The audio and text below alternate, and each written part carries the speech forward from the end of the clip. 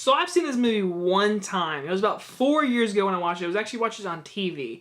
And when I watched it, I was like, Spielberg did this movie? It's a very different Spielberg movie. But everyone told me that this movie was like his worst movie. This, Always, and a couple others. Like, this was his worst movie. When I saw this movie years ago on TNT, I think, I forget what I watched. It was like in the middle of the day and I watched it. And I thought, that wasn't a bad movie at all. The Terminal. Released in 2004, directed by Steven Spielberg. Spielberg, after mentioning Catch Me If You Can, he said to himself, I want to make another crowd pleaser. That's what he called this movie. He called it a movie that people can just go, laugh, cry to, have fun with. He just wanted to make one of those movies. And I don't blame him. I mean, try something different. Yeah, he's always used to making the blockbusters or the big action set pieces. There's nothing wrong with making a smaller movie with good characters and stuff. Always is a movie that I did review a few weeks back, and it was more of a romance movie, and it was more just cliche romance movie. Then there's this movie, a movie that people called a romance Spielberg crap fest, and I was like, really? I'm gonna be honest, guys. I didn't just not thought this movie was okay.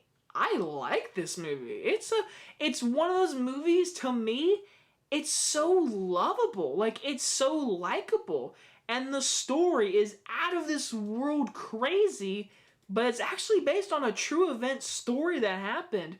But this main story is Tom Hanks plays this European who can barely speak English in the very beginning of this movie. He wants to come to New York City, and he comes to this terminal, this airport. There's only one issue. He can't get into the United States because of his home country going through a civil war, basically, which leads to basically his home basically is no more. There's no place, basically. The government has shut it down, there's a war happening, and it's a crisis. So technically, he has no home to go back to, and his visa and all of his passport stuff doesn't work to get into the United States. So he has to live in the terminal, in the airport. Now, what's really cool about learning about this movie is the budget is $60 million. When I saw that, I was like, why? Did they pay like $30 million Tom Hanks? Actually, so Spielberg at the time was trying to make this movie. Apparently every airport they ever looked at wouldn't let them film it because obviously making a movie takes a few months, maybe a few weeks, and they had to film in this airport, which would probably block off a lot of areas, and that just wouldn't work out.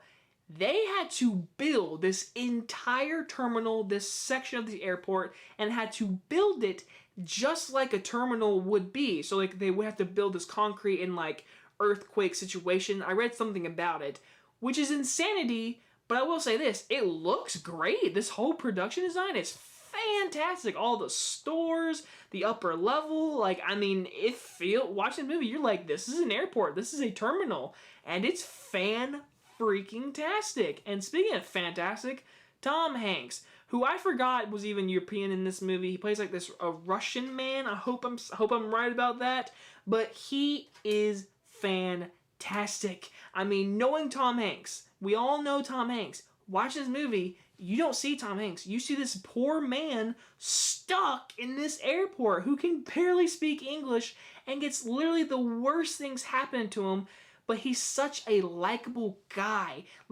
Stanley Tucci plays the head dickhead of this airport, and the whole movie, he wants him out. But if he makes him leave, he's basically going to get arrested, and that's what he wants him to happen.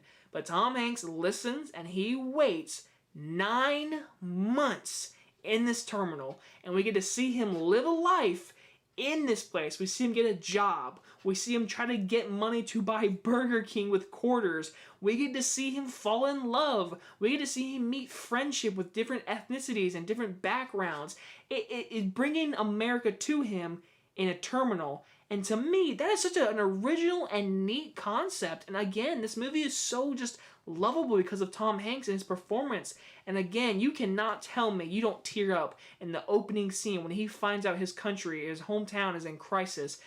it is literally tears going down your face. You feel bad for him, and he's trying to watch the TV, and it's all in English, and he can't understand it, and you just feel bad for him. But then again, this movie is kind of funny, seeing him literally live in a section, Gate 67, where there's not really built, basically. He gets a construction job.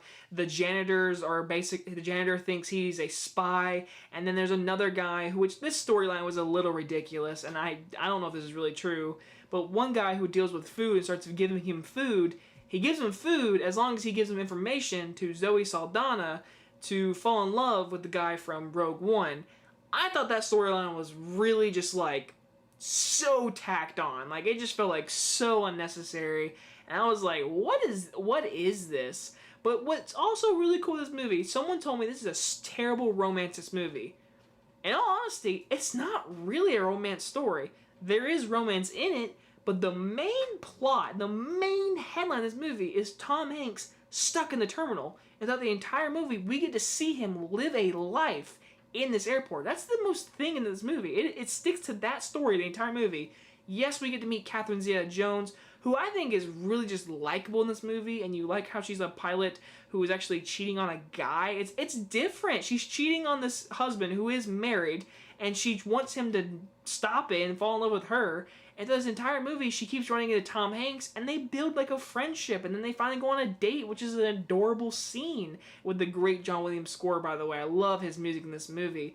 But no, at the very end, it's kind of a twist, because you really expect them to make it. They're both going to go together, but no, it doesn't go for that. And I really appreciate Spielberg and the writers doing that for this movie, because you really think they're going to end up together and go to New York, and you love all of that. And there's also a great little story throughout this entire movie that you never really find out why he wants to go to New York until the very end of this movie, or towards the end, but more in the end of the movie, when he's trying to get to New York for the only one reason. And to me, it is a tear-jerking moment, and the moment when he does finally get to resolve this situation he has in New York, it is a beautiful moment, and I think this movie is deeply underrated with its great themes and just a heartfelt movie. Like I said, I know a lot of people say Spielberg did for the crowd pleasing, but I'm pleased. I liked watching this movie. I didn't hate it. I wasn't like, this is terrible. I mean, there is predictable moments,